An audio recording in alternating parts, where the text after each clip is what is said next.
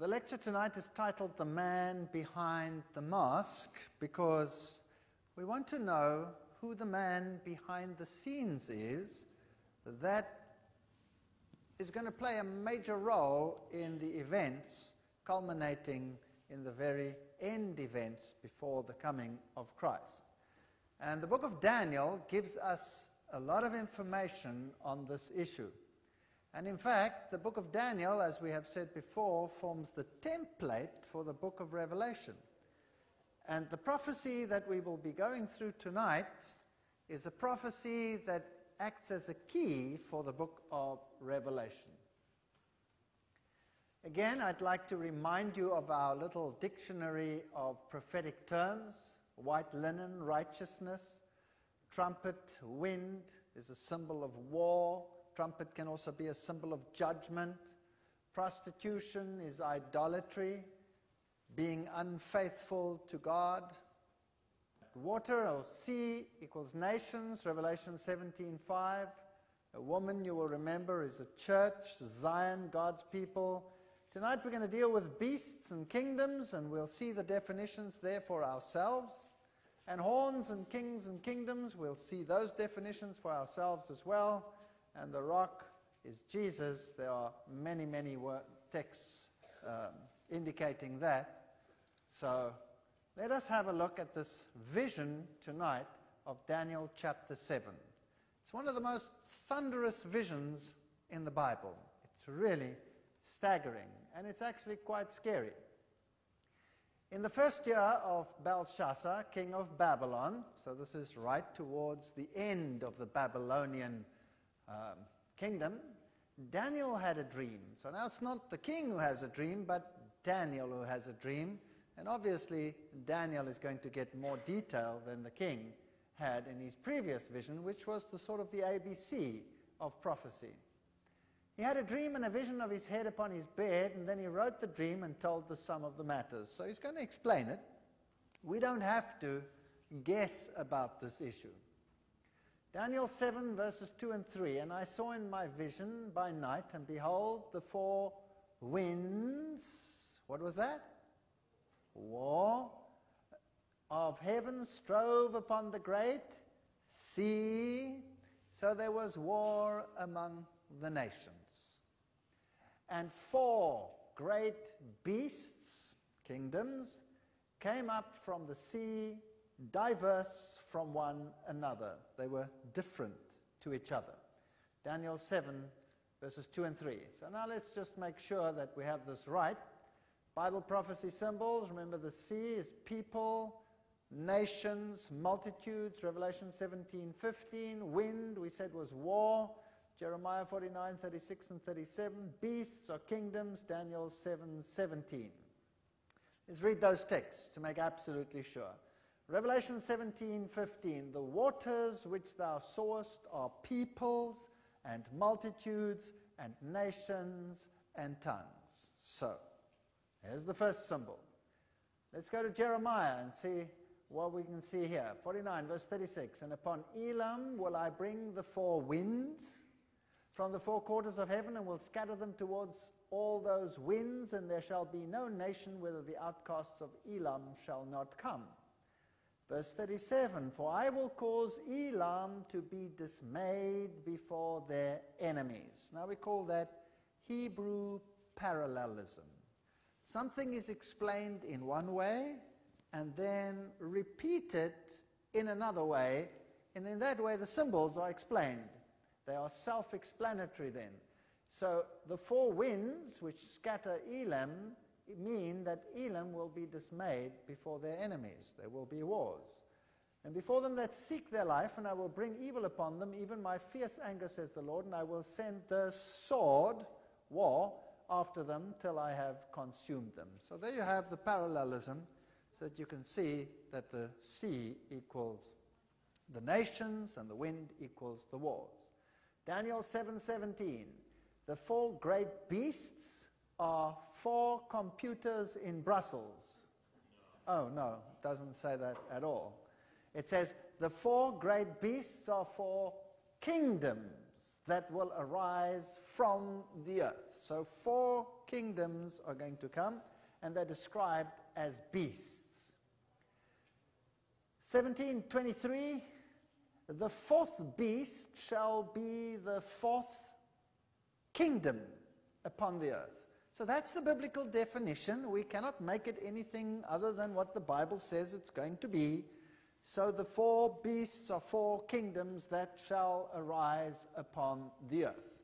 And now we can look at the kingdoms and see where we are going.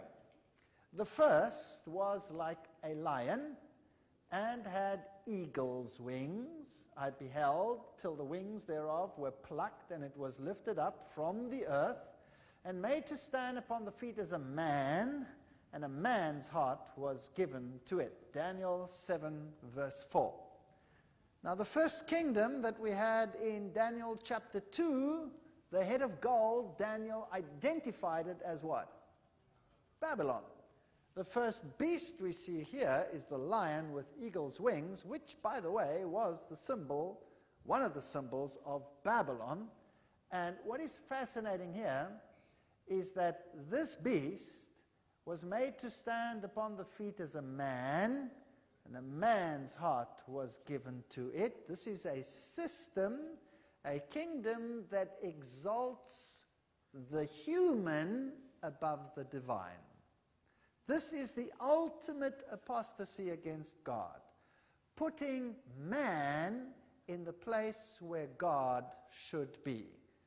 And we will see as we continue in this series that end-time events also culminate in this very matter. Man being placed where the divine should be. So Bab-el, as I've already said, Babel, Bab is gate, El is God, portal to God, another way to God, another way other than the prescribed way which we find in the Bible. So here is this power that will arise, and it stands for Babylon. It parallels the head of gold, 605 to 539 BC. Let's have a look at Jeremiah for the symbolism. Jeremiah 4 verse 7, a lion has come out of his lair. A destroyer of nations has set out. He has left his place to lay waste your land. The prophet is speaking to Israel, Jerusalem. Your towns will lie in ruins without inhabitants. And the lion he was referring to was the kingdom of Nebuchadnezzar. Babylon was going to come. And Jeremiah applies the symbol of the lion to Babylon. So the first kingdom is Babylon. Here's a symbol that was used in Babylon. You can see the lion with the eagle's wings, part of that symbolism. Here's another relief. And there again you see the lions with the eagle's wings, symbols of Babylon. So archaeology confirms that was the symbolism that was used, so we do not have to guess at what was to transpire. The Bible gives us a good start. Daniel chapter 2 started with Babylon. Daniel chapter 7 starts with Babylon. And suddenly another beast replaced that with another word. Kingdom. A second, like a bear, it was raised up on one side and had 3 ribs in its mouth between its teeth, and they said thus to it, arise, devour much flesh. Daniel 7 verse 5. So this beast is going to come and it's going to devour the flesh of the previous one. It's going to make war and replace it. And it had 3 ribs, and one side was higher than the other. Now, what was the next kingdom in Daniel chapter 2? It was Medo-Persia. Now, we have a little bit more detail here. The Medes and the Persians weren't equally yoked. At first, the Medes were the prominent one and was raised up on one side. Later on, the Persians rose to be the equivalent and even higher. So it was not equal in its power. So the next kingdom to come along would be Medo-Persia, 3 ribs in its mouth. There were 3 major wars associated with that conquest. So Medo-Persia represents, is the parallel of the arms of silver and the chest, and they ruled from 539 to 331 BC. And there are the thrusts that they made, the one into Lydia, conquering these portions of the Babylonian Empire, the other thrust to Babylon itself, and the third one down into Egypt, and they basically conquered the entire Babylonian kingdom with these 3 conquests representing the 3 ribs in their mouth. Daniel 7 verse 6, after this I beheld, and lo, another like a leopard, which had upon the back of it 4 wings, as of a fowl. The beast had also 4 heads, and dominion was given to it. That's fascinating. Daniel 7 verse 6, the next kingdom to come along, of course, was the Greek kingdom. And here it is described as a leopard. Remember the animals? There's a lion, there's a bear, and now there's a leopard. And 4 heads associated with this beast. How many heads on the first one? 1 head. How many heads on the second one? 1 head plus 4 heads. And interesting story. After this I beheld, and lo, another like a leopard, which had upon its back of it 4 wings of a fowl. The beast also had 4 heads, and dominion was given to it. So the next kingdom to come along was Greece, 331 to 168 BC. And when Greece was at the height of its power, Alexander the Great died after a night of drunken stupor. He lingered for a while and then died. And the kingdom was divided into 4, the 4 generals, Cassander, Lysimachus, Ptolemy, and Seleucid kingdom. That is the division of the Greek Empire into 4. Fascinating. So there were 4 heads. So now we already have a total of 6 heads. The lion, the bear, plus the 4 makes 6.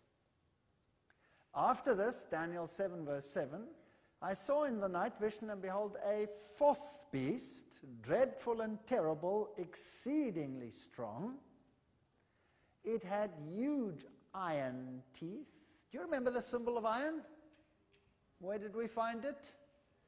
In Daniel chapter 2, and it was a symbol of the Roman Empire. Here we have the same symbolism. It was devouring, breaking in pieces, and trampling the residue with its feet. Here's this mighty empire, politically the most powerful of the 4, and it would destroy and devour with its feet. And there's something very interesting about it. Daniel 7 verse 7.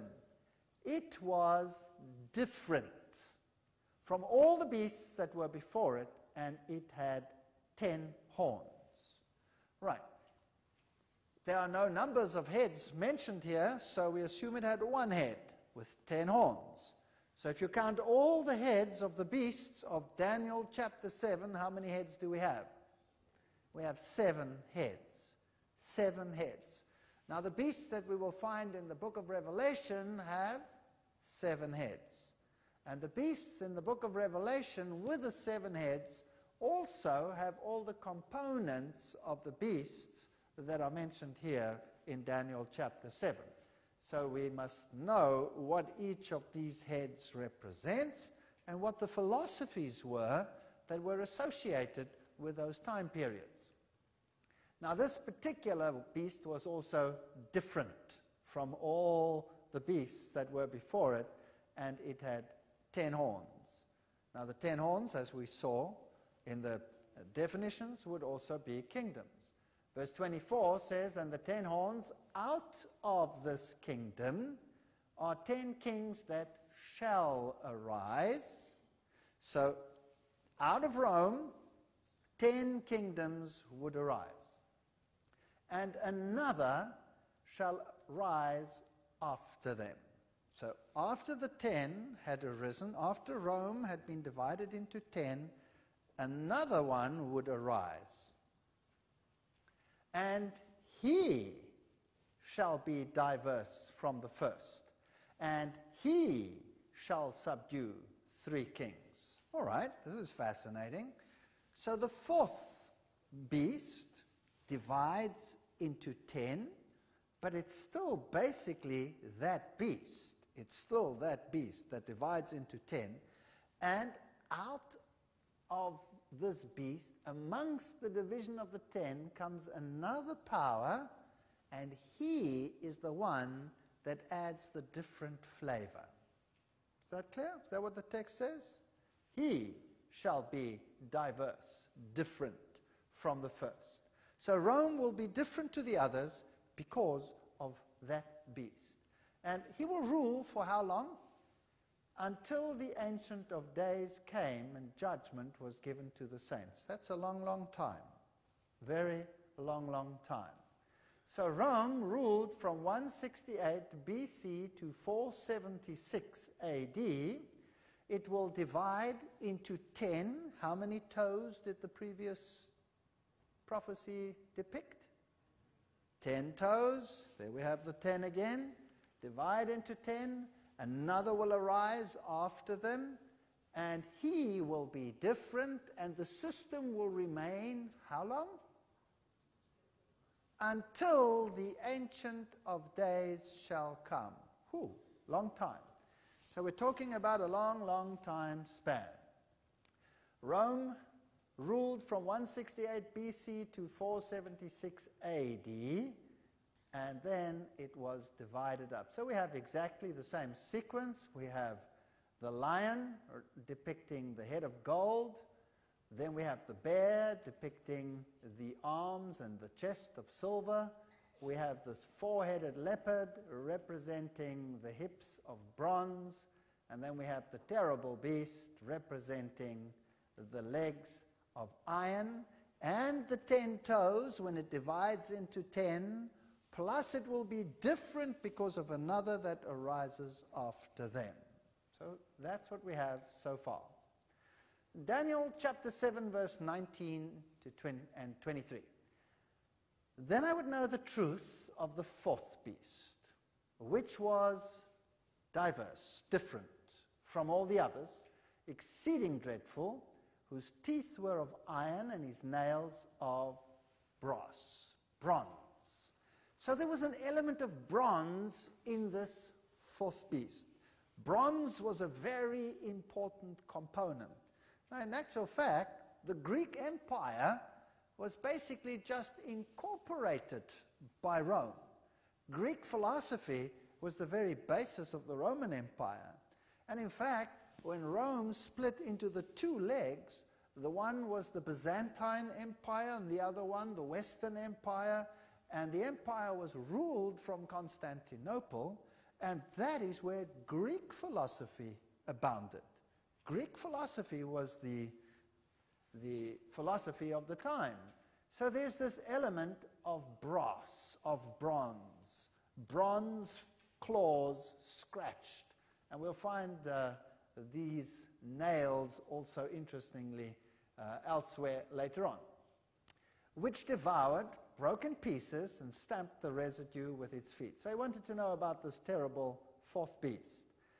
The 4th beast, we are told in verse 23, shall be a 4th kingdom upon the earth, which shall be different from all the kingdoms, and shall devour how much of the earth? The whole earth, and shall tread it down and break it in pieces. Now, did Rome, in its original form, take over the whole world, yes or no? No. No. What about China? What about Japan? What about the Philippines? What about Australia? What about Southern Africa? What about the United States? What about South America? What about those areas? Did Rome rule over all of those, yes or no? Obviously not. But remember, the prophecy doesn't say Rome ends. The prophecy says that Rome is divided into 10, and that another arises after them who rules until when?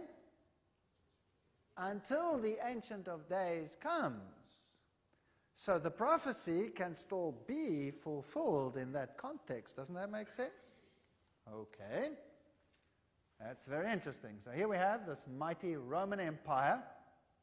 This is what the Bible says. There would be these kingdoms, and 10 horns would arise, 10 kingdoms. 10 kingdoms represent the 10 toes. 476 until the second coming of Christ. These powers would somehow continue, and the little one after him that would arise later, he would be the different element, and he would rule until the Ancient of Days came along.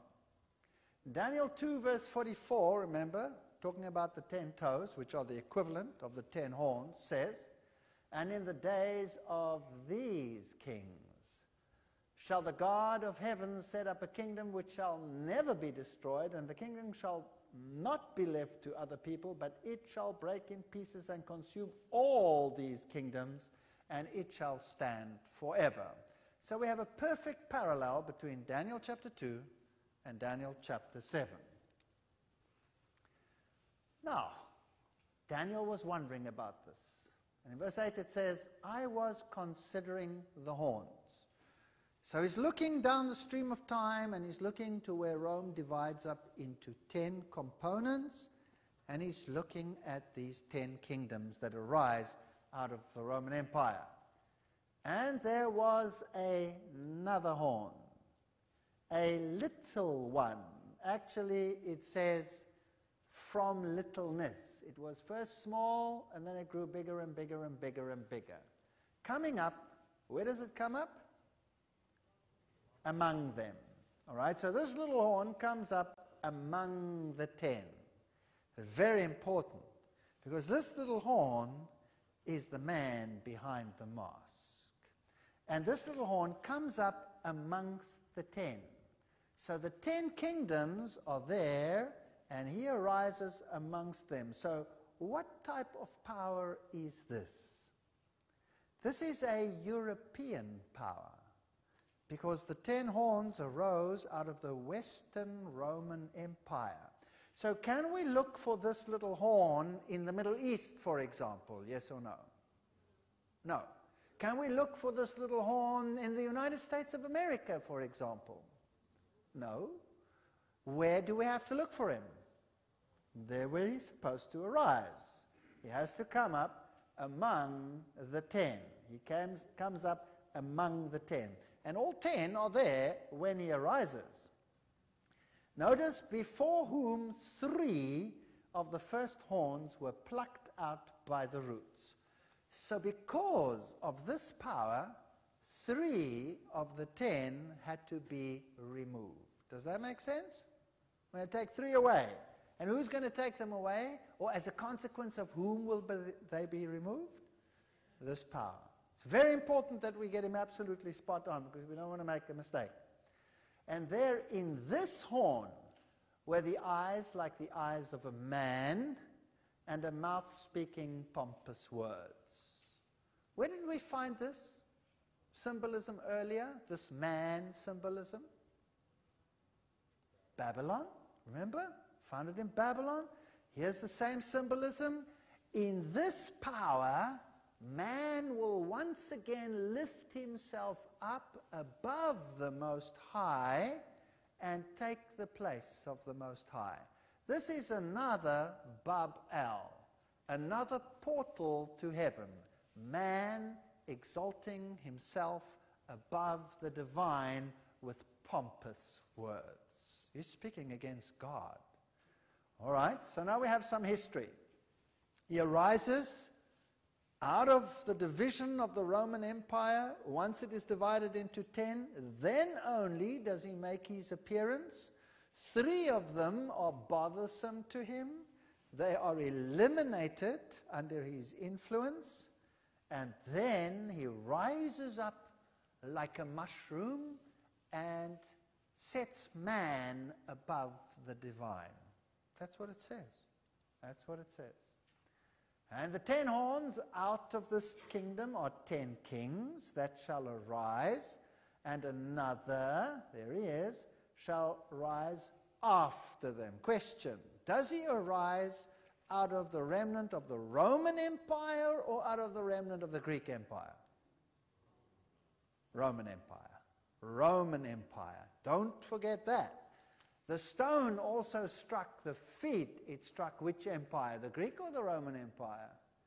The Roman Empire. So already, if you know this, you should be able to solve half of the problem of false prophecy out there in the world that says that the Antichrist will arise or arose in the past in the time of Greece. No, no, no. The Bible does not say that. The Bible says he arises once Rome is divided into its components. That's what the Bible says. And he rules until the Ancient of Days comes. Is he around here now? Well, must he be here? Sure, he must be here. Are people waiting for him? Sure, what for? He's here. We shouldn't have to wait. We should just be able to say, there he is. That's very interesting. So, he shall be different from the first. So the flavor of the fourth beast is made different by whom? By him. Why different? And he is the one that's responsible for removing 3 whole kingdoms. Well, you remember the kingdoms, the Anglo-Saxons, the Franks, the Alemanni, the Lombards, the Ostrogoths, the Heruli, the Burgundians, the Visigoths, the Suevi, and the Vandals. Those were the 10. But there were some terribly opposed to this power. Number 1, the Heruli, AD 493. Look where they ruled. Look where they ruled. Now, these people had an interesting philosophy. And this philosophy differed substantially from the philosophy of this other little horn power. Now, unfortunately, we have no historic documents as to what the Heruli believed. Neither do we have any historic documents as to what the Ostrogoths believed. We have a little bit of what the Vandals believed, but none of their religious documentation. Why not? Because it has all been destroyed. So we only have information from those second-hand. Apparently, history tells us today that these 3 powers that were removed were Arian in their view. In other words, that they taught that Jesus was not God and therefore had to be removed. But there is really no evidence for that whatsoever, other than second-hand information by the very power that destroyed them. There's far more interesting evidence that these powers that were destroyed actually had a different gospel. A gospel that was derived from Palestine and was a much truer reflection of the biblical than any other. So is it perhaps possible that they had a Christianity derived directly from the original source, and that they therefore had to be removed? It's a distinct possibility. There's quite a lot of research that has been done on it, and I'm not averse to that idea at all. So they were destroyed 493 AD. Now, if this creature, this fourth one, this new power arose amongst them, then he must have arisen already before 493. The next one to go were the Vandals, AD 534. They plagued the Roman Empire, and they subjected large parts of the religious culture of the Byzantine and Roman world. They subjected it ferociously. And so eventually the Vandals were also destroyed by the armies of the Eastern Empire. And then came the Ostrogoths. They were the last ones. The Ostrogoths ruled until 538 AD, and they occupied first this area and later occupied and controlled the whole of the ancient Roman capital and surrounding areas. And the Ostrogoths also had a gospel derived, as we said, from ancient Palestine. So they had to be removed. They were tolerant of all other religions, but they were a thorn in the flesh of the little horn power, and eventually they were destroyed with the help, amongst others, of the Franks up here, who made an alliance with the kings of Constantinople, with the Caesars. And so in 538 AD, the opposition to the little horn power disappeared, and it rose like a mushroom. So the Alemanni, the remnant of the 10, the Germans today, the Burgundians, the Swiss, the Franks, the French, the Lombards, the Italians, the Saxons, the English, the Suevi, the Portuguese, the Visigoths, the Spanish, and the Heruli, the Vandals, and the Ostrogoths are eliminated, totally destroyed. In fact, these were not the only ones that waged war against, though. No. The Visigoths, for example, probably being very much related to the Ostrogoths, had similar sentiments, and there were many, many wars fought and much subjugation over here before these came in line with the thinking of the little horn power as well. The greatest ally of the little horn power was the Franks, who are today the French, and the first one to adopt this robe upon himself was Clovis. And Clovis will go down in history as the man who more than any other helped the little horn power to come to fruition. Daniel 7 verse 9. I beheld till the thrones were cast down, and the Ancient of Days did sit, whose garment was white as snow, and the hair of his head like the pure wool. His throne was like the fiery flame, and his wheels as burning fire. So Daniel is watching the events down here on earth, which all seem to revolve around this little horn power, and he sees a great judgment scene taking place in heaven. Verse 10 says, the judgment was set and the books were opened. So here is a judgment scene. And I saw in the night vision, and behold, one like the Son of Man, come with the clouds of heaven. That's an acronym for angels. We'll see that in a later lecture. And came to the Ancient of Days, and they brought him near before him. Verse 13. So this is not the coming of Christ to this earth. This is a scene that takes place in heaven as the little horn power sets up his domain here on this earth, so the judgment is ready to sit in the heavenly realm. And there was given him, this is the Son of Man, dominion and glory and a kingdom, that all the people, nations, and languages should serve him. His dominion is an everlasting dominion which shall not pass away, and his kingdom that which shall not be destroyed. Verse 14. So we have a contrast over here. On the one hand, you have a kingdom being set up on earth whose seat and power lies in the little horn power. And on the other hand, you have a judgment taking place where all power will be given to Christ. So we have two powers opposed to each other. Christ, the ultimate victor in the end, and the Antichrist working against each other. The one setting up a kingdom upon this earth, the other one setting up the eternal kingdom that will never be destroyed. And the saints of the Most High shall take the kingdom and possess the kingdom forever, even forever and ever. Daniel 7 verse 18. Beautiful symbolism. Very powerful stuff. Now, let's have a look at Paul's reference to the man of sin. In 2 Thessalonians chapter 2, verses 1 to 10, Paul describes when this power, this Antichrist power, will arise. Now we beseech you, brethren, by the coming of our Lord Jesus Christ and by our gathering together unto him, that you not be soon shaken in mind or be troubled, neither by spirit, nor by word, nor by letter as from us, as that day of Christ is at hand. You see, some were teaching, even in Paul's days, that the day of the Lord is at hand. And some were preaching that Christ was already ruling. And Paul says, no, there's first some things that must happen. So the day of Christ is not there yet.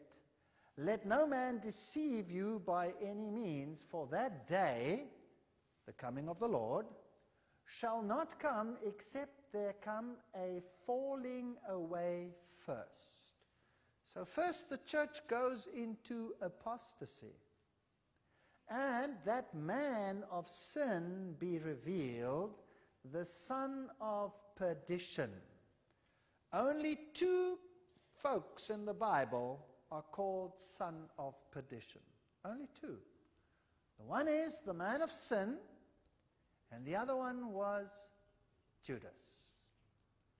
Now, how did Judas betray Jesus? With a kiss. He betrayed him with a kiss. You see, Judas pretended to still be one of them, and he betrayed Jesus. The other one, do you think he might also pretend to be one of them and betray Jesus with a kiss? Do you think it's possible on a greater scale? So, let no man deceive you by any means, for that day, the coming of the Lord, will not come except there come a falling away first, apostasy in the church, and that man of sin be revealed, the son of perdition, who opposes and exalts himself above all that is called God or that is worshipped, so that he, as God, sitteth in the temple of God, showing himself that he is God. So here is a power that assumes tremendous, presumptuous powers unto itself. In fact, this power is going to say, I am another God on this earth, and salvation is through me. But this power is going to be a subtle power that worked just like Judas worked. Just like Judas worked. And this is the spirit of Antichrist, whereof ye have heard that it should come, and even now already is in the world. 1 John 4 verse 3. So now let's think about this. If the spirit of Antichrist was already in the world in the time of John, if Paul says there will come a falling away and then this man of sin will be revealed, then this man of sin has been with us all along. So now we've already seen that he cannot have come out of a Greek empire because he comes out of the fourth empire, and he also cannot come in the future sometime from a tribe in Palestine. Is that correct? Would you all agree with me?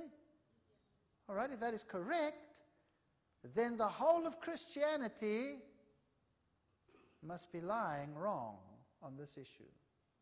Because half of Christianity teaches that the Antichrist came in the past. His name was Antiochus Epiphanes IV, and he was a Greek king. The Bible says he came out of the fourth beast, and in fact after the decline of the fourth beast and the division into 10. The other half of Christianity is taught that the Antichrist will come into the future after the rapture. Now there's a problem, because then the Christian church is not even part of us. But here he was already in the world, acting already in a clandestine manner in the early Christian church. So neither of those two can be right. Paul continues, remember ye not that when I was yet with you, I told you these things? And now you know what withholdeth, that he might be revealed in his time. So something is holding back this power from arising, and something is withholding it. For the mystery of iniquity doth already work. So this power, this iniquitous mystery power, is already working in the world in Paul's time. So this is not a future power that will only come at the end of time. No, it's been here all along. Only he who now letteth will let until he be taken out of the way. Or let's read the BBE version, there is one who is keeping back the evil till he is taken out of the way. So there was some power holding back so this little horn power could not arise. And Paul had told them what it was. Remember, I told you these things, but he doesn't say it here. And then shall the wicked be revealed, whom the Lord shall consume with the spirit of his mouth, and shall destroy with the brightness of his coming. So this power will be revealed when something holding it back is taken away, or some power holding it back, and then this power will be destroyed at the second coming of Christ. Even him whose coming is after the working of Satan, with all power and signs and lying wonders. This is an interesting story. And with all deceivableness of unrighteousness in them that perish, because they received not the love of the truth, that they might be saved. Is it possible that this system will deceive the world into accepting a form of the gospel which is based on human values and not on divine values? And on human criteria and not on divine criteria? Is that possible?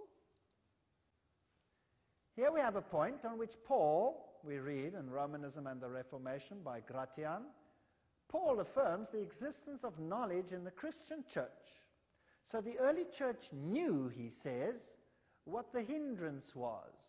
The early church tells us what it did know upon the subject, and no one in these days can be in a position to contradict its testimony as to what Paul had by word of mouth only told the Thessalonians.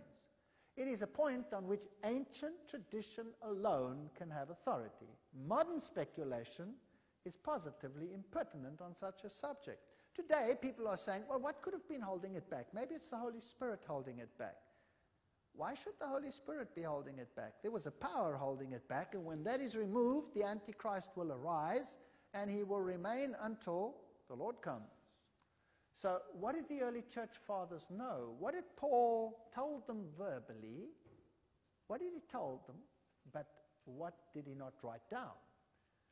Well, let's go to the early church fathers. Tertullian on the resurrections, Christian apologists of 200 AD, he says, he who now hinders must hinder until he is taken out of the way. What obstacle is there but the Roman state? The falling away of which by being scattered into 10 kingdoms shall introduce Antichrist. So that's what the early church fathers believed, that when the Roman state goes, Antichrist will be revealed. Is that biblical according to Daniel chapter 7? Absolutely. When Rome divides into 10, when Roman state disappears, Antichrist will be revealed. That's what the early church fathers believed. Here's another one. John Chrysostom, Homily 2, Thessalonians 2. He was Bishop of Constantinople, 390. He says, only there is one that restraineth now until he be taken out of the way. That is, when the Roman Empire is taken out of the way, then he, Antichrist, shall come. Believe the same thing. Here's another one. Edward Elliot, who writes a commentary on the Apocalypse in 1862. He says, we have the consenting testimony of the early fathers from Irenaeus, the disciple of St. John, down to Chrysostom and Jerome, to the effect that it was understood to be the imperial power ruling and residing at Rome. So it's actually quite simple. When Rome falls, the Antichrist will come. While the Caesars held imperial power, it was impossible for the predicted Antichrist to arise. On the fall of the Caesars, he would arise. There's another source.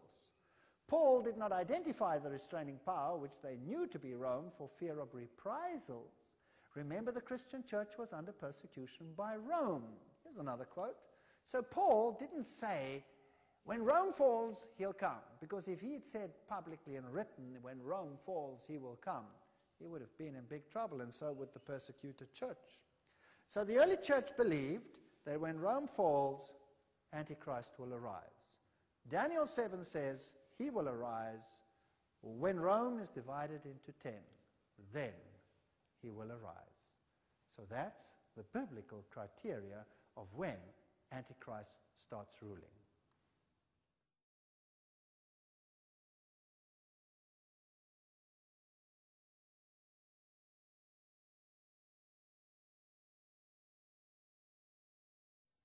We're going to talk now about this little horn power.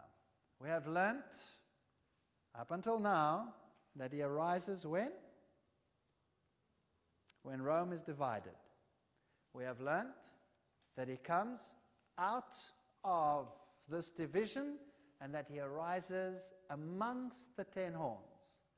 And we have learnt that he shall be different from the first. Daniel 7 verse 24. And this power will stay with us until Jesus comes. That means if he arose then, he must be here today. Let's have a look at the attributes given by Daniel of the little horn power. Number 1, he arises out of the fourth beast. Daniel 7 verse 7 and 8. Is everybody happy with that? So he comes out of Rome. That's where he arises. It's a Roman power. Number 2, he arises amongst the 10 horns. I considered the horns, and behold, there came up amongst them another little horn. So he has to arise in the Western Roman Empire. It is a European power. It's not any other power on this earth. He arises after the 10 horns, so he assumes his position of power sometime after 476 AD. And another shall arise after them. Verse 24. He is different from the other horns. He shall be diverse from the first. Verse 24. That's the fourth criterion. Here's another criterion. He becomes more stout than the others. More stout than his fellows. Verse 20.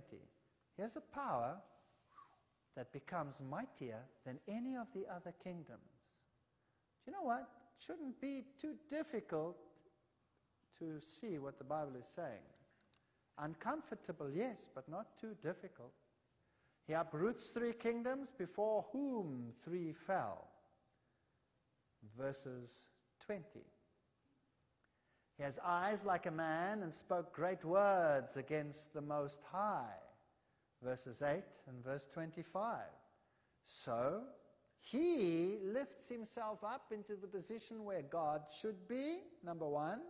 He replaces divine precepts with human precepts, and he maps out the path to heaven through the power of man and not the power of God. This is a serious, serious issue. And he speaks great things against the Most High. We'll have to look at that. And then he'll make war against the saints. He'll wear out the saints. Verse 25. So this power must have been a persecuting power that fought against those who said, salvation is through the power of God alone. And then another criterion, he'll change times and laws. Verse 25 says he'll think to change times and laws.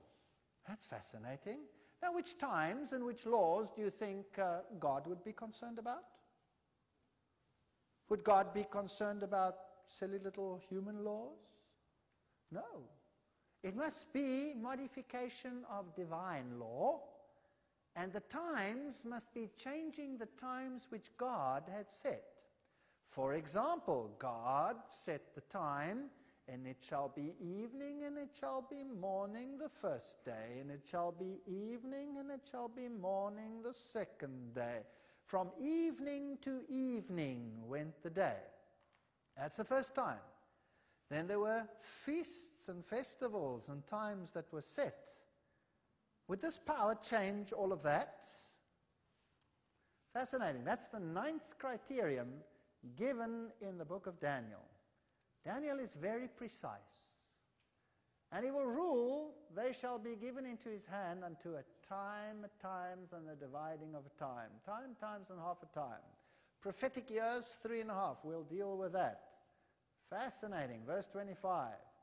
And shall devour the whole earth. The fourth beast, which shall be different, shall devour the whole earth. The different component of it shall devour the whole earth and shall trample it and crush it. Does that include the United States of America? Do you think you're being controlled by someone else? Do you think you might be being right now being controlled by someone else? The mighty USA? Do you think so? What about the mighty Russia? What about any mighty nation? What about China? Do you think they might be controlled right now by someone else? And it exists till the end, until the Ancient of Days came. Verse 22. Now, I'm not making this up. This is in the book of Daniel. You can get the book of Daniel yourselves, and you can read it. And the final criterion, his dominion will be taken away at the end of time. But the judgment shall sit, and they shall take away his dominion to consume and to destroy it unto the end. The Bible says he shall be destroyed by the brightness of the Lord's coming. So no earthly power is going to take his power away. God himself is going to intervene. 13 criteria. There is only one power in the whole wide world, historically and otherwise, that can qualify, which is a rather sad criterion. Now, I don't want to upset anyone here this evening, and I don't want to hurt anyone's feelings. But the fact of the matter is that this power is so clearly identified that I myself, who was part of that power, had to resign from that power and leave it. I was affected myself. I was very shocked when I found this out, and it actually physically made me sick when I discovered this. So who is he? He arises out of the fourth beast. He arises among the 10 horns. After the 10 horns, he is different from the others. When the last wave of barbarian invasions had spent its force, the face of Europe had been transformed. Independent Germanic kingdoms had been established on the ruins of the Roman Empire. That's church history, page 175. Out of the ruins of the Roman Empire, there gradually arose a new order of states, whose central point was the Papal See. Therefore, inevitably resulted a position not only new, but very different from the former. The Church and Churches, page 42 and 43. This is a Roman Catholic source, saying that here was a different situation to what there was before. There are two theories on the Antichrist in the world today that are being taught by every single church in the world. Almost. The one is Rivera, and the other one is Alcazar's policy. Now, what did they teach? They taught preterism and futurism. Preterism teaches that the Antichrist came in the past, in the time of the Greeks.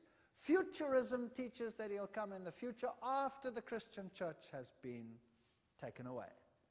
And both of these doctrines are not biblical, because both of them violate Daniel chapter 7, Daniel chapter 8, the whole book of Revelation. They violate every single biblical principle, all of them. And who were Ribera and who was Alcazar? Well, the two of them were Jesuits. So these are doctrines set into the world after the Reformation by the Roman Church itself to take away the emphasis from the papacy and put them in two different directions. Historian C.C. Eckhart, when the Roman Empire had disintegrated and its place had been taken by a number of rude, barbarous kingdoms, the Roman Catholic Church not only became independent of the state in religious affairs, but dominated secular affairs as well. The papacy and world affairs, page 1. So here was a horn, a kingdom that became more stout than the others. It dominated them. It qualifies. Historian Thomas Hobbes says, if a man consider the origin of the great ecclesiastical dominion, he will easily perceive that the papacy is none other than the ghost of the deceased Roman Empire sitting crowned upon the grave thereof. Okay, so Rome is not really gone. It's called the Roman Catholic Church, isn't it? So Rome is not really gone at all. Leviathan, page 457. He shall be different from the first. We saw that Rome says, yes, we're different, because now it is a religious power that wields political clout. more stout than his fellows, Daniel 7:20.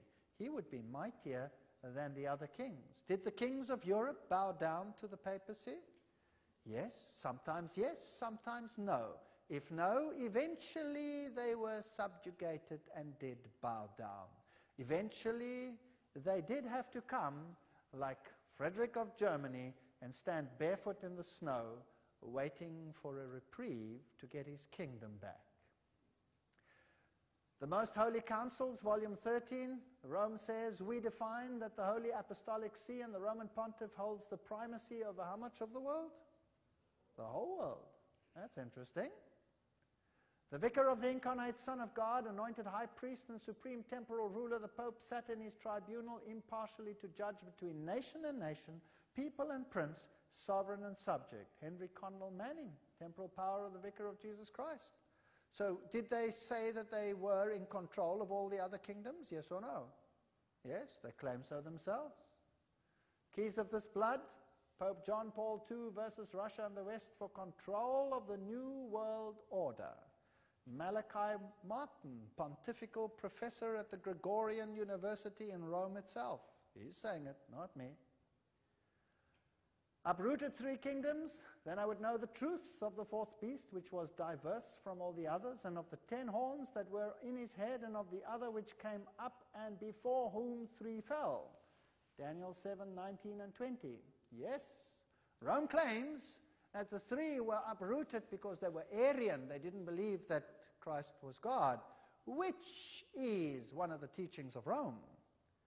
But we will see that that is just an exoteric teaching of Rome. There is another teaching of Rome which is called esoteric, which is a hidden teaching which says something completely different, but that'll take another lecture.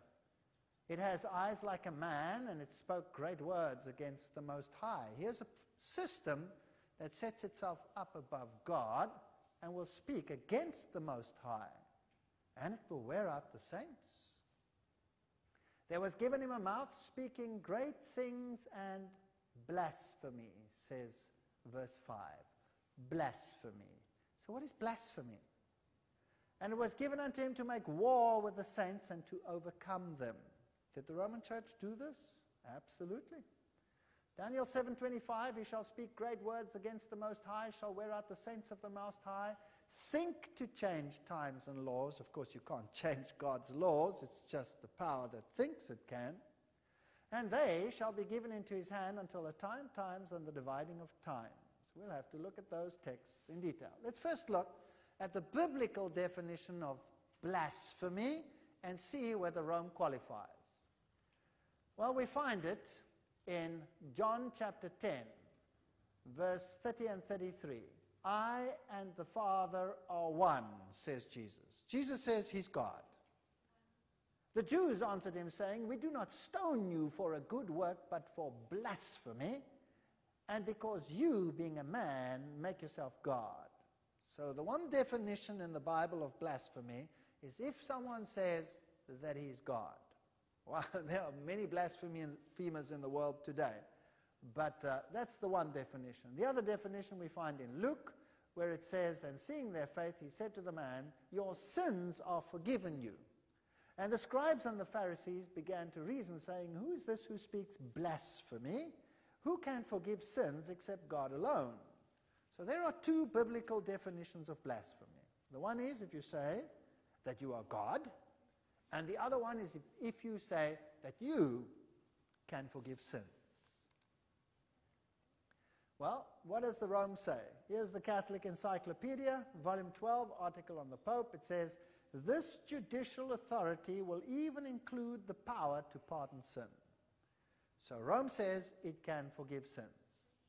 The Catholic Priest, page 78, says, seek where you will through heaven and earth, and you will find one created being who can forgive the sinner, who can free him from the chains of hell. That extraordinary being is the priest, the Roman Catholic priest. Interesting. Thou art a priest forever, says the ordaining bishop. He is no longer a man, a sinful child of Adam, but an alter Christos, another Christ. That's interesting.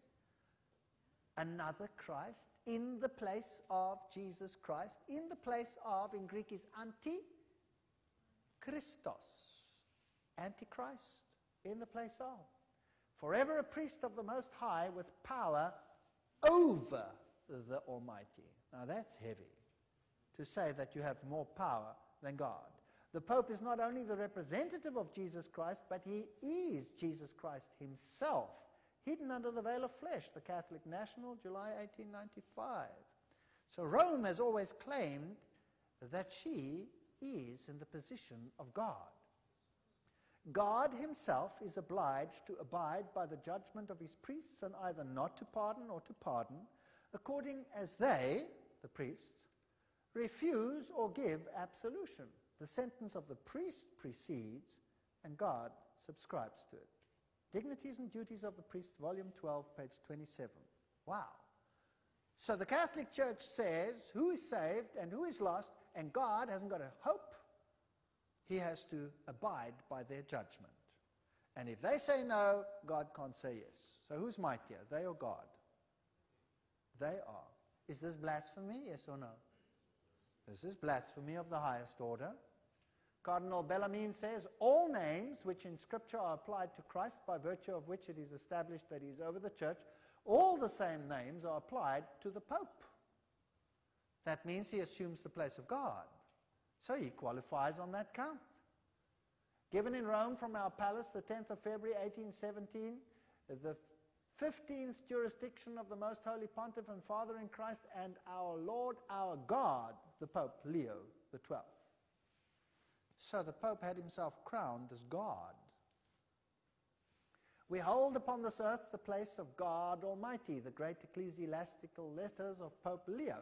Did you know that when the papacy today writes an encyclical, it always signs the encyclical, Pope John Paul II, in other words, does this, given by us, capital letter, in our, capital letter, pontificates. Interesting. Because God says, let us make man in our image, capitals. So the papacy takes the prerogative, and to this day, by their writing, they claim to have and be the power of God. So Rome qualifies. The Most High Council. We define that the Holy Apostolic See and the Roman Pontiff hold the primacy over the whole world. Now this power would eventually take control of the whole world. Does Rome really control the world? That's ludicrous. Do you really believe that? Think it's possible? Well, we're going to have a lecture tomorrow on secret societies. I wouldn't miss it if I were you. Thomas Aquinas wrote, secular power, this is the great Catholic philosopher that is quoted by John Paul II more than any other philosopher of the Roman Catholic Church. He writes, secular power is subject to the spiritual power, as the body is subject to the soul. And therefore it is not a usurpation of authority if the spiritual prelate interfere in temporal things concerning those matters in which the secular power is subject to him. So everybody is subject to Rome. The Council of Trent declared, all temporal power is his. The dominion, the jurisdiction, and the government of the whole earth is his by divine right. All rulers of the earth are his subject and must submit to him. That was the Council of Trent. That's the one that ended the attack of the Reformation. Here we have a lady who said, Jesus said, I am the good shepherd, and this lady said, it's like being with God when she saw John Paul II. Did she wear out the saints? It was given him to make war with the saints and to overcome them. Well, again, Thomas Aquinas said that convicted heretics should be put to death just as surely as other criminals. The Catholic Church is a respecter of conscience and of liberty. Nevertheless, when confronted with heresy, she has resource to force, to corporal punishment, to torture. She lit in Italy the funeral piles of the Inquisition. Catholic professor Alfred Budrat, The Catholic Church, Renaissance Protestantism. Yes, she admits it. Here is the Chiesa del Gesù, which is the seat of the Jesuits. Here is the Jesuit oath that is made, which basically says that they can get rid of any heretical king in the entire world, any commonwealth of governments that does not want to subject itself to the papacy, and anybody who does not submit to the authority of the Roman pontiff can be safely destroyed. So the church ruled as the woman ruling over kings. That is how she depicted herself throughout history. The Inquisition, well, the Inquisition tells us that she wore out the saints, the Tower of London, the Hague in the Netherlands. What is the definition of heresy? Greek, heresis, choice, deciding for oneself what one shall believe and practice. That's heresy. So who must decide for you? Rome must decide for you what you must believe. And if you do not fall in line with this, well, then you must be eliminated. You must be eradicated.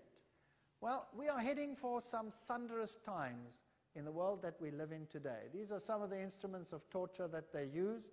These were terrible things. These tongs over here were opened up and they could close like two little buckets making a little ball. They would put hot coals in there and then sort you out that way. They would put these shackles around you. These were put around the feet. Notice the pins on the inside. They would go right into the bone. They were so wicked. This one over here went around the neck, and then they would tighten the screw, and of course it would push right here into your Adam's apple. And in fact, General Franco, in the 1970s in Spain, still used that instrument of torture. Can you believe that? How primitive can you get? And the stocks, and the thumb screws, and this terrible thing over here, where they would hoist you upside down with your hands behind your back and lift you up this way, high above, and hang you from a ceiling, and then they'd attach this ball on a high shelf, this heavy stone, to your feet, roll it down, and rip your arms right out. That was pretty mean, the way they did. These are representations of the pyres, the stakes of the Inquisition, and they killed literally millions and millions of people. This is the famous Huguenot monument in Africa, where the French Huguenots escaped, and after the great massacre, where the Huguenots were massacred, Bartholomew Massacre, and they depicted themselves as a woman in a church escaping with a Bible in her hand and the chains of Rome torn loose. Well, I have news for you. This woman is once again chained. And every other woman on the planet, talking of churches, is once again chained. Changes times and laws. Think to change times and laws. Daniel 7:25.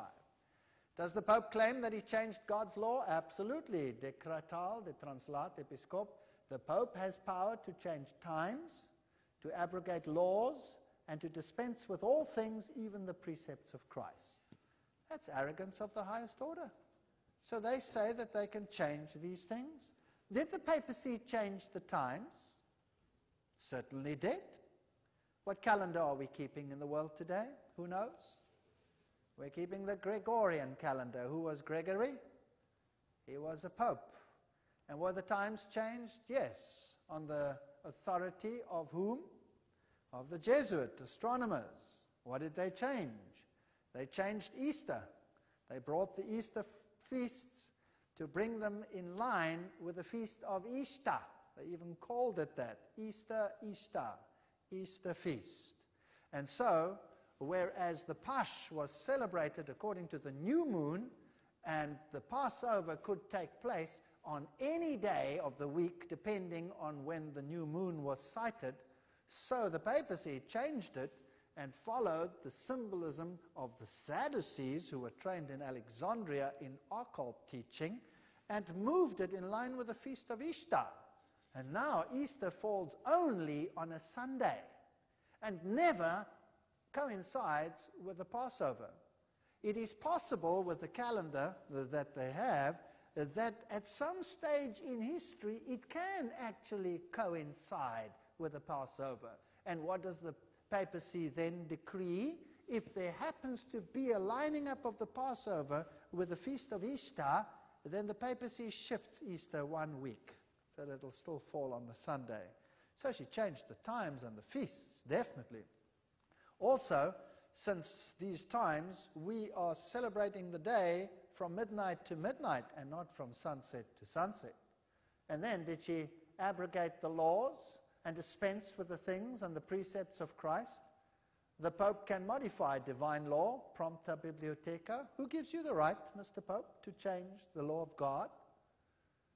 The Ten Commandments, as originally given by God on the first tablet, you shall have no other gods before me. Then there is this big commandment that you shall not bow down to idols. And then you may not take the name of the Lord your vain. The Sabbath commandment is very prominent. And then you have the commandments dictating the relationship between man and man. Honor your father and your mother, shalt not kill, adultery, theft, thou shalt not bring false witness, and covetousness. Those are the commandments as they are in the Bible. If you take the Catholic Catechism, you'll see that the second commandment has been removed. You shall not have other gods. He shall be able to change laws, of course, he says. I am the Lord of God. You shall have no strange gods before me. Thou shalt not take the name of the Lord thy God in vain. So the second commandment is gone. This one has moved one up. Remember to keep holy the Sabbath day. But what have they done to that? We'll see about that in a moment. And so they only have 9 commandments, and to get 10, they take the commandment on coveting and split it into 2. Thou shalt not covet thy neighbor's wife, and thou shalt not covet thy neighbor's goods. Very fascinating. Remember that this one over here says, thou shalt not covet thy neighbor's house, thou shalt not covet thy neighbor's wife. So they turn it round. Isn't that fascinating? They even have the gall to turn it round, as if they had the right to do that. The Catholic Encyclopedia says, the Church, after changing the day of rest from the Jewish Sabbath, or the 7th day of the week, to the first, made the 3rd commandment refer to Sunday, because the second one was gone now, as the day to be kept holy as the Lord's Day, Catholic Encyclopedia. So they changed the times. Even the day of worship, which was the 7th day, was shifted to the first day of the week. Matthew 5:17 says, think not that I came to destroy the law and the prophets. I came not to destroy, but to fulfill, to live them out. Here's the Convert's Catechism of the Catholic Doctrine, page 50, and it says, question, which is the Sabbath day? Answer, Saturday is the Sabbath day. Catholic Church is well aware of it, they know it. Question, why do we observe Sunday instead of Saturday? Answer, we observe Sunday instead of Saturday because the Catholic Church, in the Council of Laodicea, transferred the solemnity from the Saturday to the Sunday. So did she change times and laws? Yes or no? Yes, she did. Times, and half a time. What does that refer to? The saints will be handed over to him for a time, times, and half a time. If you have a modern Bible, it'll say 3.5 years. Now, prophetic years are different to normal years. A year, in a prophetic sense, had 360 days because the Hebrew year had 360 days. So, 360, 2 times, 720, half a time, half a year, 180. Add them all up, that would give you 1,260 prophetic days. Now, that becomes 1,260 literal years. Let's just sort this out. With the conquest of Rome by Belisarius commences the history of the Middle Ages. So when Rome was conquered and the Ostrogoths were removed, the history of the Middle Ages started. Philip Shape says, Vigilus ascended the papal chair 538 AD under the military protection of Belisarius. So when did the little horn power assume its authority? The answer is 538 AD, because the last of the little horns, or of the horn powers that kept him back, were the Ostrogoths. They were removed in 538 AD, and Vigilius ascends the papal chair. So the dominance of Rome begins. Another shall arise after them, the 10 kingdoms, established AD 476. After them, AD 538, papal rule commences, according to a decree which was issued by Justinian, Emperor of Rome, who said that the Pope will be the corrector of heretics and the ruler of all the churches. Now, 538, if you add 1,260, you come to 1,798, 1798. What happened in 1798? Berthier entered Rome on the 10th of February, 1798, and proclaimed a republic. Half of Europe thought Napoleon's veto would be obeyed, and that with the Pope, the papacy was dead. So exactly according to prophetic time, and the Bible tells us to take a day for a year, exactly according to that time, when the clock struck 1798, the temporal power of the papacy was halted for a while. So 1,260-year time prophecy. 476 AD, the 10 kingdoms are established. 538 AD, the bishop officially recognized as the ruler of all the churches. 1,260 years of time prophecy brings us to 1798 fulfilled. His domain and dominion ended. 1,260 years, it was based on 1,260 days, which is the same as 3.5 prophetic years, but it's also the same as 42 months. 42 times 30, that was the biblical month. 42 times 30 is also 1,260. Now in Revelation 12, verse 6, we read, 1,203 score days. That's 1,260 days.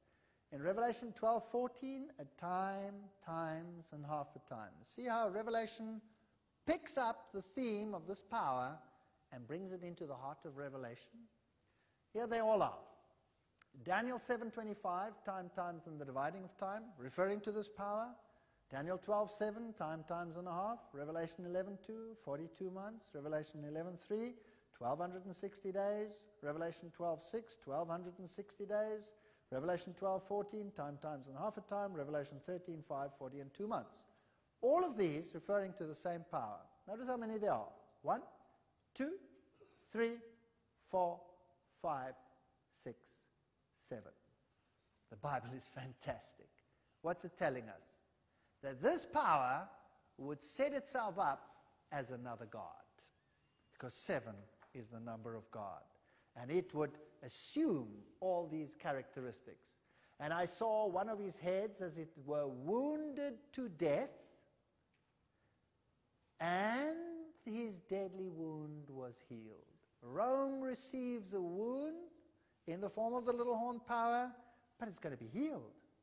And all the world wondered after the beast. Revelation 13:3. So the same power that ruled over the saints for 1,260 days receives a mortal wound, 1798, will rise again, and the whole world will be subject to it. That's what the Bible says. And power was given him over all kindreds and tongues and nations. Does that include the United States? Does that include my country? Yes, it does. Ronald Reagan and the papacy made a holy alliance. That's a fascinating story. We'll have to go into that into a little bit more detail. And so, even the mighty United States subjected itself to this power. Here we have a signal picture between Gorbachev and the papacy. This is the mighty Soviet Union at that stage, greeting and acknowledging this power. It is a big idea, a new world order where diverse nations are drawn together in a common cause. Only the United States has both the moral standing and the means to back it up.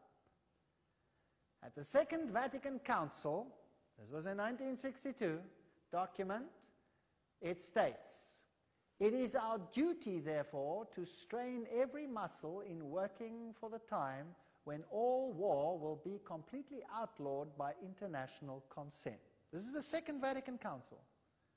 This goal undoubtedly requires the establishment of a universal public authority acknowledged as such by all and endowed with the power to safeguard on behalf of all security, regard for justice, and respect for rights. Pope Paul VI wrote in the section entitled "Towards Effective World Authority," he wrote, "This international collaboration on a worldwide scale requires institutions that will prepare, coordinate, direct it until finally there is established an order of justice which is universally recognized. Who does not see the necessity of thus establishing progressively a world authority capable of acting effectively in judicial and political sectors?" Fascinating stuff. And who was crowned ruler of the whole world? This man himself. Fascinating. John Paul, superstar. Maastricht, the United Europe. What has the world to say about this? Why has the Parliament of Europe got this construction? A very interesting construction. We'll give a whole lecture on this interesting situation in Europe and what it means. What did George W. Bush say about this power? March 22, he said, "The best way to honor Pope John Paul II, truly one of the great men, is to take his teachings seriously, is to listen to his words and put his words and teachings into action here in America. This is a challenge we must accept."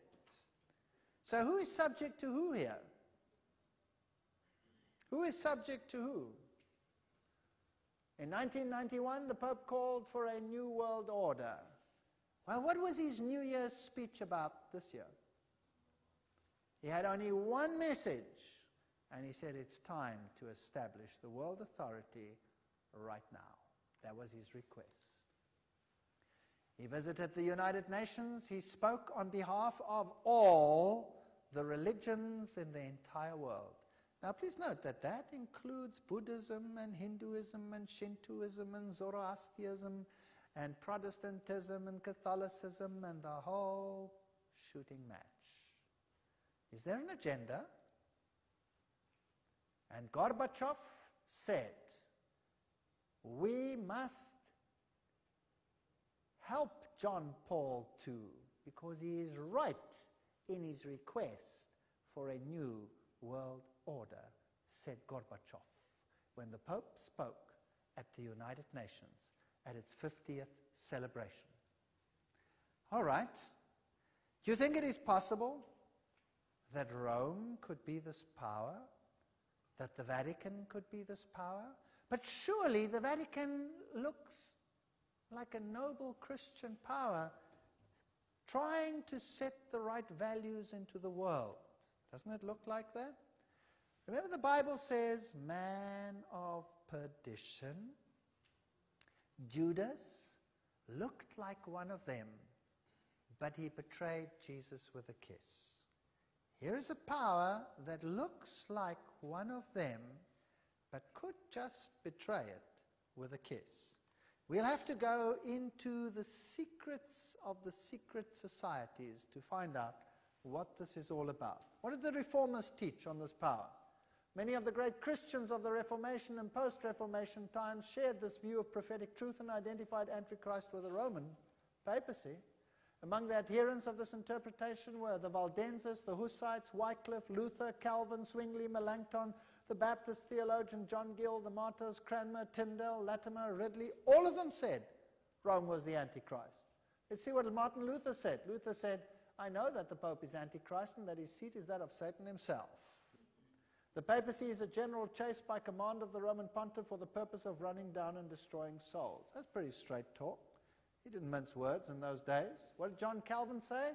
He said, we call the Roman pontiff Antichrist. Interesting.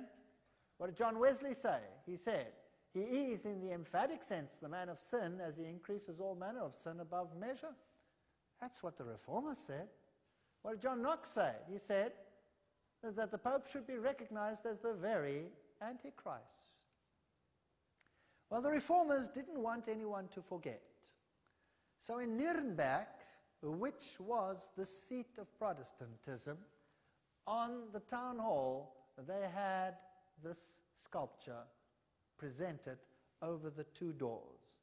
And if you look over here, you'll find something interesting. You'll find the prophecy we dealt with tonight. On the one side, you have a lion with eagle's wings, and they have a ruler next to him, and they tell us who he is.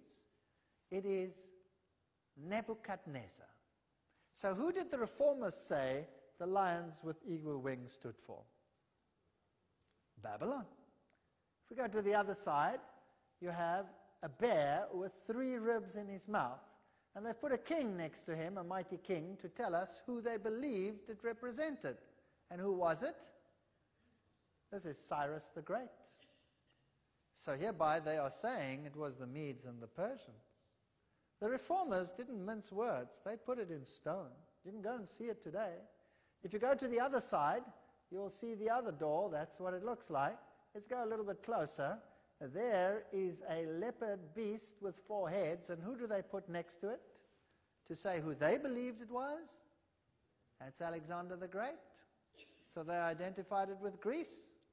And on the other side is a terrible beast with 10 horns, and they have a mighty emperor there. And who is he? He's Julius Caesar. So who did they say it was? They said it was Rome. And then over here, they have this strange little structure coming up amongst them. And it has the face of a man, and it has this strange little crown. They made no bones as to who it was. They said it was Rome. Who teaches that today still? Nobody? Nobody teaches it anymore? Do the Christian churches teach it? No, they don't. In fact, they've all joined the ecumenical movement, which says, let's again accept Rome as our spiritual leader. All the Christian denominations are part of the ecumenical movement. And all of them are saying, put the chains back on. Rather sad. Let not anyone deceive you by any means, for that day shall not come unless the first comes of falling away, and the man of sin shall be revealed, the son of perdition, who opposes and exalts himself over all that is called God, all that is worshipped, so that he sits as God in the temple of God, setting himself forth that he is God. Does this make sense now? It certainly does. If it were possible, they shall deceive the very elect. The garb of Christianity is so perfect that we do not see the core of occultism behind it. Who really runs the show there? Who is behind it? What power is yielded in Rome? Who is the Black Pope? Who is Peter Hans Kolvenbach at the moment? Who is that? What is his role in the world? Would you like to know? So we see, he shall devour the whole earth. That means this web of intrigue must spread across the whole world. And he will continue to the end. He's here right now. But his dominion will be taken away at the end of time. Now, I am not saying that any Roman Catholic who is not aware of any of this which is in the Bible is Antichrist. I'm talking about a system here. This is a system. There are many, many fine Roman Catholics in the Roman Catholic Church who worship God according to the best knowledge and according to the conscience that they have. And God takes the knowledge that they have and judges according to the knowledge that they have. I'm talking about a system that has deceived even its own members and that sets itself up above God. The Bible says the judgment shall sit and they shall take away his rulership, to cut off and to destroy until the end, and the kingdom and the rulership will belong to whom? Will belong to God's people. For the Son of Man is going to come in his Father's glory with his angels, and then he will reward each person according to what he has done. And the greatness of the kingdoms under all the heavens, says Daniel, shall be given to the people of the saints of the Most High, whose kingdom is an everlasting kingdom, and all kingdoms shall serve and obey him. God is going to make an end of all things very soon. And to find out what the intrigue behind the intrigues are, I invite you to come to the next lectures. Even if you were upset tonight, it's very important that you come to the next lectures, because this whole plan will be unfolded as we go into the book of Revelation. May the Lord be with you and help you and guide you.